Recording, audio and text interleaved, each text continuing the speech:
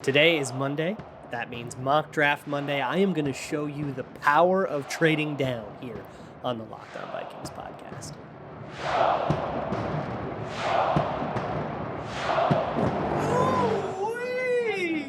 You are Locked On Vikings, your daily Minnesota Vikings podcast, part of the Locked On Podcast Network, your team every day. What's going on, everybody? Welcome to another episode of the Locked On Vikings podcast, part of the Locked On Podcast Network, your team every day.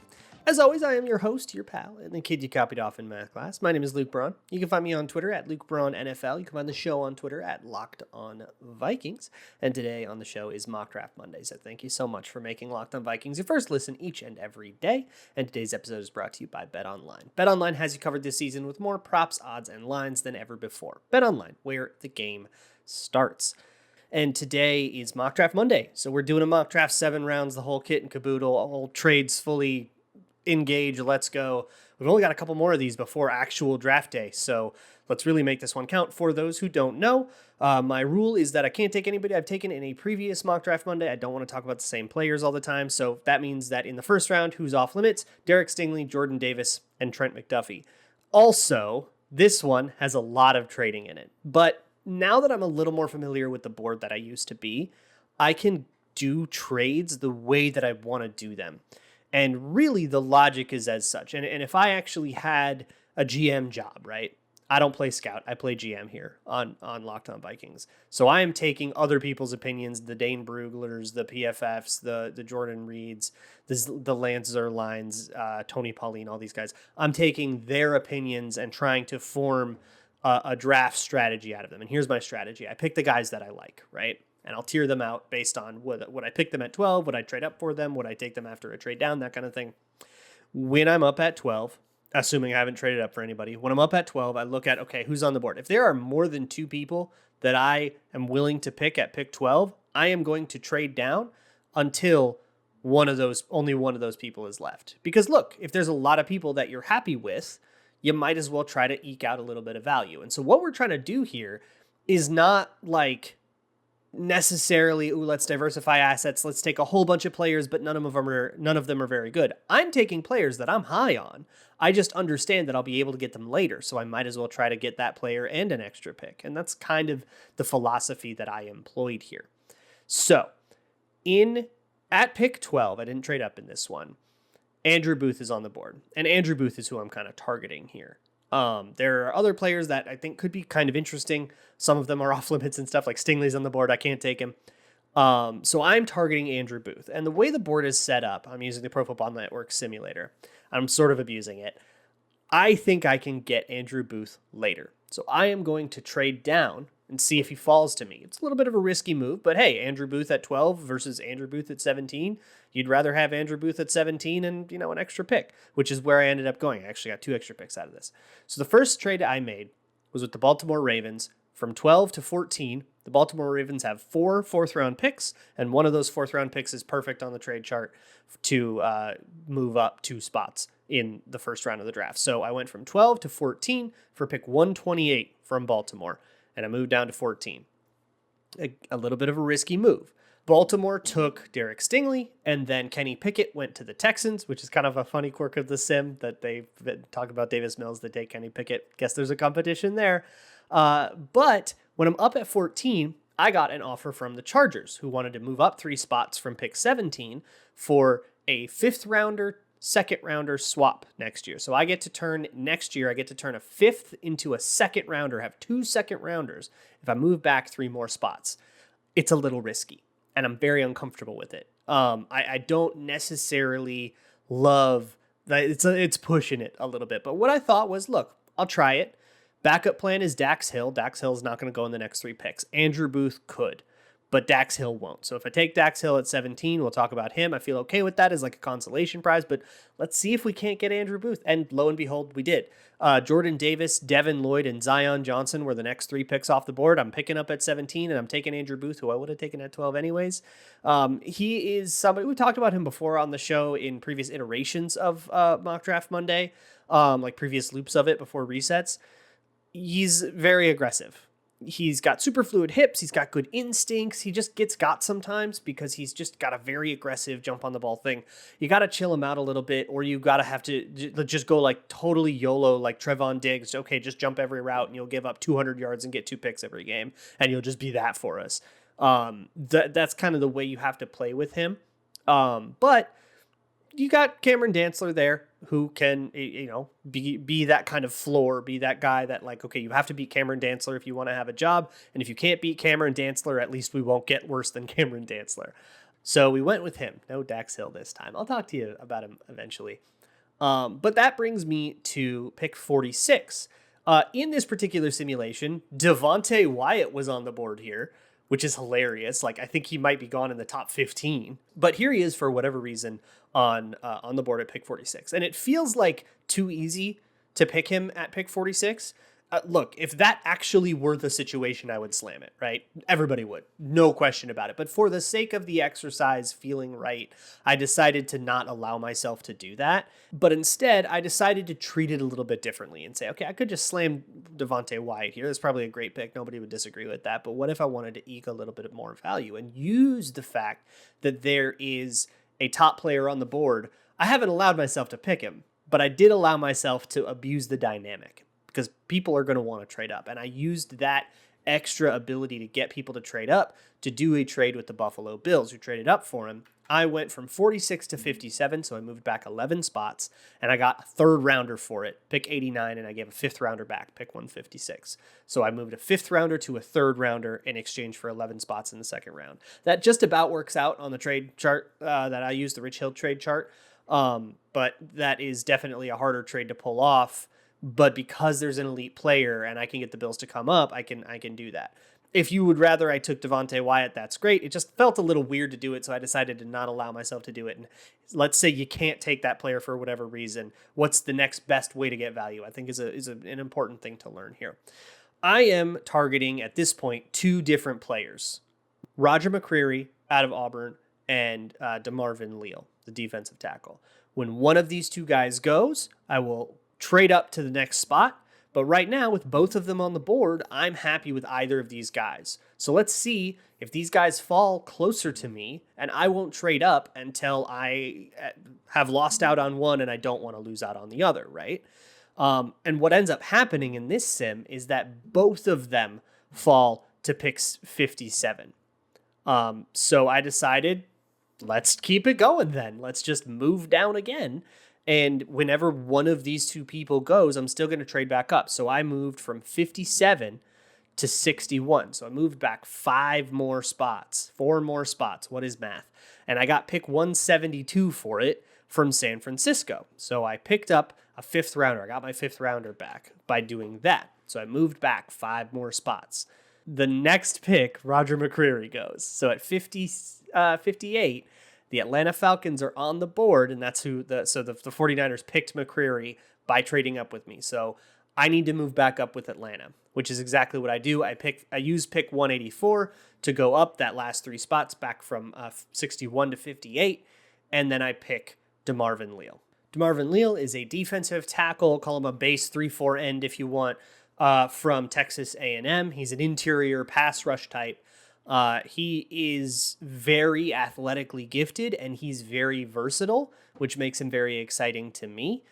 He's somebody you can kind of move all over the front and do weird packages with him, which remember, I mean, we have Zadarius Smith. We have a rover, which means we kind of want, we want to be able to put Zadarius Smith at any gap that we want, which means if the gap that we want Zadarius Smith at is DeMarvin Leal's gap, he needs to have the versatility where we can move him somewhere else and not have to take him off the field, right?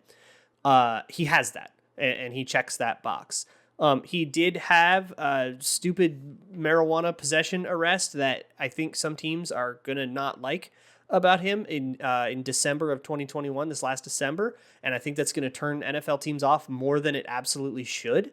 I don't care about it at all. I genuinely could not care less, but NFL teams might. So it's worth mentioning, but I'm super into him, and I love getting him in the second round, especially as I was able to trade down a bunch and still get him and pick up a bunch more value. So I picked up an extra third, I picked up an extra fourth, and I moved a 5 to a 2 next year, we are doing awesome. And all I gave up for my trouble was a 6th round pick, and I moved down the draft board a little bit and still got all the guys that I wanted. We are thriving so far.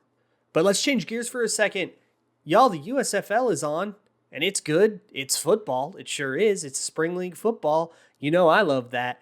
You can bet on it too at betonline.net. BetOnline is your one-stop shop for all things news, scores, odds. You can bet on your favorite Timberwolves games or whatever your basketball team is. Hockey playoffs coming up soon as well.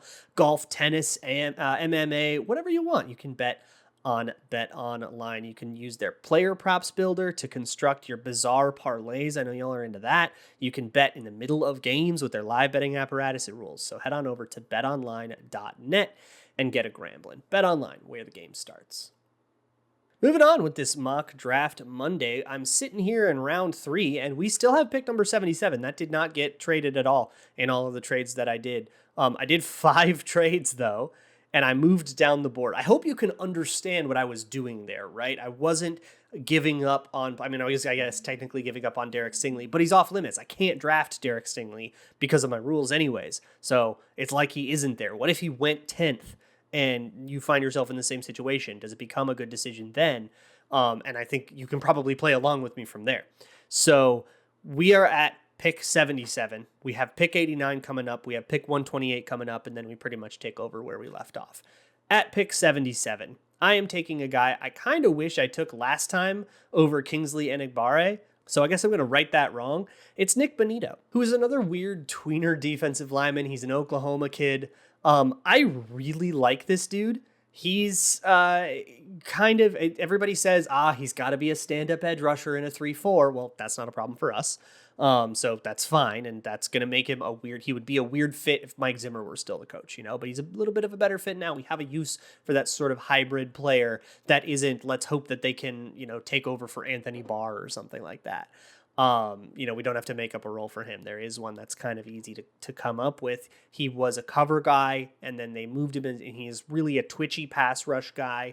He's not a powerful dude. He is not typically the kind of pass rusher that you look for, but he has coverage experience, and that makes him this really, really cool, versatile piece. He played like the rush linebacker, I guess you would call it. He wasn't an off-ball line. He wasn't a covered linebacker in Oklahoma. Don't think of him that way. Think of him more as a Bradley Chubb, as a jack is what I've been calling it, as like a mostly stand-up edge rusher, pass rushing type that sometimes would back off into coverage in like blitz situations.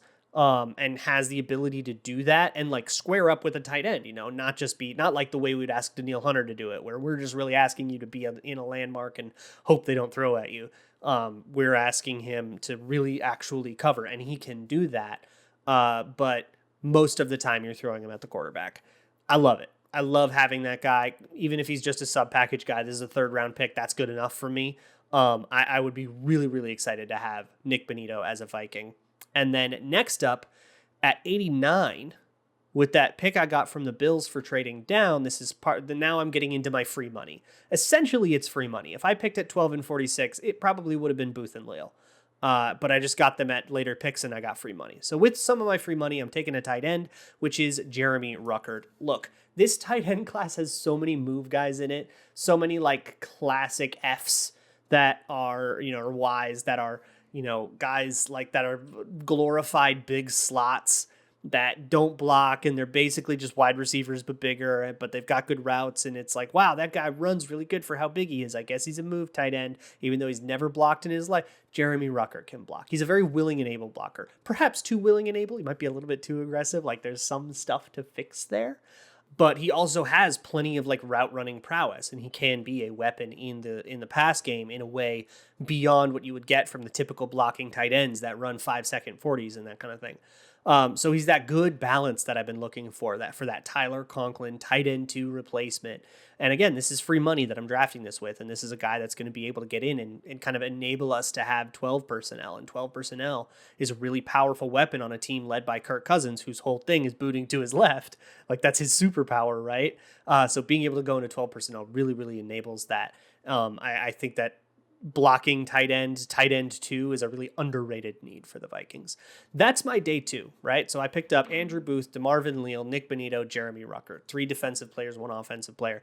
That's my my day days 1 and 2. That's my days 1 and 2. We'll go into day 3 here in a little bit as well. And then I just want to kind of take stock. But first, let me talk to you about Built Bar. It's the best tasting protein bar on the planet. Built Bar, covered in 100% chocolate. Comes in all sorts of delicious flavors like chocolate caramel, chocolate raspberry, peanut butter brownie, peanut butter mint, all sorts of delicious stuff. There's also their Built Puffs, which is like a marshmallowy one, which is like churro marshmallow puff. And they've got like a key lime one that tastes delicious. Like the churro one rips. It's so good. And it tastes like a marshmallow covered candy bar, like something you maybe would have gotten on Easter Sunday. So head on over to built.com, enter promo code LOCKED15, LOCKED15, and you can get 15% off of your order. That's promo code LOCKED15, all one word, at built.com. Moving on with this mock draft Monday. We're here in day 3. I'm now at pick number 128. This is my pick I got from the Ravens for my initial trade down from 12 to 14. And with it, I'm going to pick a Caleb Evans, cornerback out of Missouri. Played most of his college career at Tulsa, though. He is a bigger corner, and he plays like it. He's 6'2", 201. That's fairly large for a corner. And I think a lot of people are pretty low on him considering the way that they describe him. He's a very physical corner. He's not afraid of run support and stuff, but he also, he's got press to him. He's got fight to him. He's got dog to him, and he has some decent route recognition as well. He's gets beat sometimes. He gets a little flat-footed sometimes. But I think it's mostly a production gripe, which I don't care too much about. And he did have some penalties. I am worried about that. He's a little grabby, and he can be a little bit over aggressive sometimes when it comes to like when to jump routes. He's, I think, got to learn to pick his spots a little better. But in the 4th round, this is definitely a guy that like could blossom into a starter. Even if he just becomes a backup, I think that's fine value in the 4th round. Next up, we go to pick 172, which we moved down from 156 in all the trading. It's part of the cost. I went from 156 to 172. I hope you don't mind too much. But I figured I had to take a wide receiver here in the 5th round. There must always be one. Dane Brugler compared Charleston Rambo to Cedric Wilson. And I think that makes sense. He's a smaller guy. He's 6 foot, like 180 we'll go with generously. So he's a smaller receiver and he doesn't have that play strength, but hey, look, he can get open and he plays a little bigger than he is. He's a very willing blocker despite his size. So he's got a little bit of scrap to him and I like that. And he had a lot of good production out of Miami, Florida.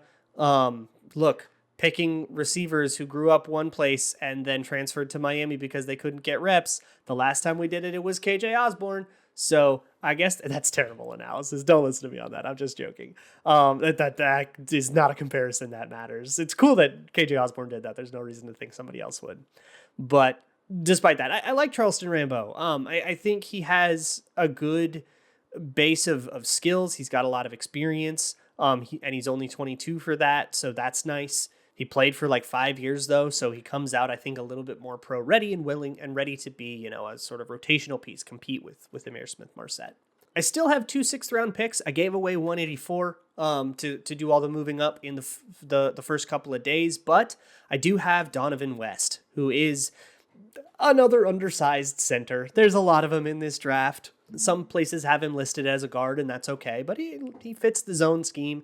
He's just small, but he doesn't play as small. I mean, he's going to have the same problems any Garrett Bradbury-sized guy is going to have on the interior, but that's why we're taking him in the 6th round, right? He's a small dude, but he's got a lot of skills. He's got a lot of athleticism and stuff. I don't mind him coming out of Arizona State and, trying to make the team. I mean, this is a 6th rounder, right? So I think 6th round for a guy like Donovan West, who doesn't have the explosiveness that Bradbury had that made him a 1st round pick despite his size. This is like Bradbury without the explosiveness, and you're just kind of hoping that guy can make the squad. And that's 6th round. That's appropriate. And then I'm going with a kind of a special teamsy pick in Mike Rose, linebacker out of Iowa State. He's an experienced linebacker. He's not particularly athletic, but he plays really heady. Very like your classic, hard-nosed, everybody respects him leadership type. Have I used enough euphemisms yet? But he's got some special teams prowess and he's got plenty of willingness to like learn that stuff. So this is, again, it's a dude that you're like, he's going to have to make the team on the punt coverage unit. And I think he can. And that's kind of part of why I draft guys down here is, I want guys that are going to make the squad. And then from there, they can develop, but you have to make the team to develop. And so I got to see a path to that first. And special teams is the path, I think, for Mike Rose. And I feel pretty good about that. And then pick number 250, round 7, I'm taking Noah Ellis, who the Vikings brought his, I think, brother, Christian Ellis, in before. Didn't make the team, didn't even get close. But Noah Ellis, I don't know, man. He's just 345 pounds and he's 6'4" and he's a nose tackle. Like, I just brought in a guy who's a big body, who's probably not all that good. And a lot of people have, like, not even draftable rankings on him. But, I mean, look, it's pick 250. We're not that far away from that. So, to wrap up here real quick, there's like some guys here in the 3rd round that maybe make the team, whatever. But we got our 2 corners. We got a starter corner and a backup corner, right? And Andrew Booth and a Caleb Evans. We got 2 pieces to add to the defensive line rotation into DeMarvin Leal and Nick Bonito. We have Jeremy Ruckert that'll help our tight end thing, and a bunch of guys that might end up just being like some helpful depth. That's a hell of a haul. And next year we have a 2nd round pick that was a 5th round pick. That's a hell of a cool haul. And when we moved down, when we did those trade downs, we weren't sacrificing, we were maximizing. And that's the way you have to think about trading down. It's not about, well, I like Derek Stingley, but I like Trent McDuffie only a little less, and let's see if we can get Trent McDuffie and another player, even though we're settling for less. Because a lot of people, when I kind of talked about that with the trade downs from the Saints and Steelers, when I did that episode, people were like, why would you do this? Why not just take a good player? And well, this is the reason, because if you are high on a player, and if you've looked at all the players, you're going to be high on more than one when you're up. If you're high on a lot of players, move down, eke out extra value, and then just get whoever's left over. You're high on all of them. And until there's a big talent cliff, you are going to be getting more than you bargained for. That is the value of trading down. So tomorrow is Twitter Tuesday. Hit me up with your questions. Send them to me at Locked On Vikings on Twitter or at Luke Braun NFL on Twitter.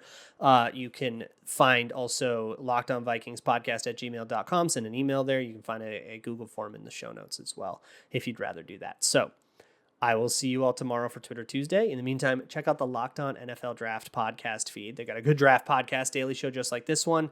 Next week, for actual draft week, is the ultimate mock draft, which all of us Locked On hosts got together, did a mock draft, made a whole shebang about it. Go listen to that. And there's a live show on actual draft weekend that'll be on that YouTube channel. So go check out Locked On NFL Draft for sure. I will see you all tomorrow. And as always, Skol.